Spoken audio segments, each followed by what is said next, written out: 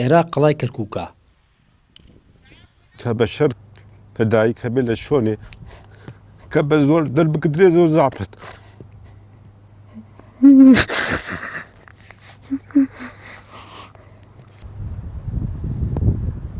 دوای 10 ساڵ هێنامانەوە ئەو شوێنەی کە تیایدا بۆ ماوەی 20 ساڵ ژیاوە، بەڵام هەرزوو چاوی پڕبوو لە فرمێسک و یادگارەکانی ڕۆژگاری ڕابردووی هاتەوە یاد.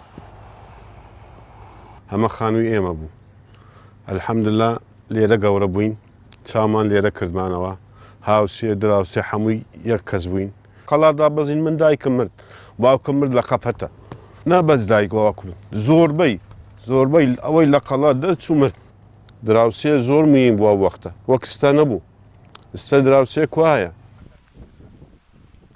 قەڵای کەرکووک مێژوویەکی دیێرینی هەیە و لەسەر ئاستی جیهان بەیەکێ لە شوێنەوارە گرنگەکان ئەژمار دەکرێت و بەپێی سەرچاوە مێژوویەکان تەمەنی قەڵاکە زیاتر لە 5,000 ساڵە و سەردەمی دروستکردنی بۆ فەرمانڕەوای گۆتیەکان دەگەڕێتەوە و ئێستاش بەهۆی نۆژەن نەکردنەوە و نەپاراستنی لەلایەن حکوومەتەوە مەترسی لە ناوچوونی شارستانێتیەکی گرنگی ناوچەکەی لێ دەکرێت.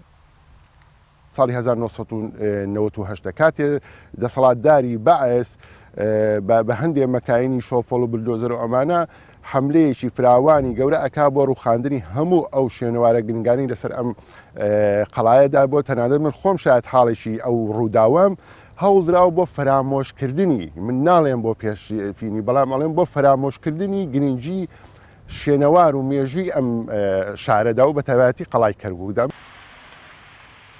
قەڵاکە لەسەر ئاسی ڕووی زەوی شارەکەەوە 120 مەتر بەرزە و 4 دەرگای بۆ چوونە ژوورەوە هەیە. لە ڕابردوودا گەڕێکی گەورە بووە و هەموو پێکهاتە و پێڕەوانی ئاینەکانی تێدا ژیاوە. دیار محەممەد NRT کەرکووک.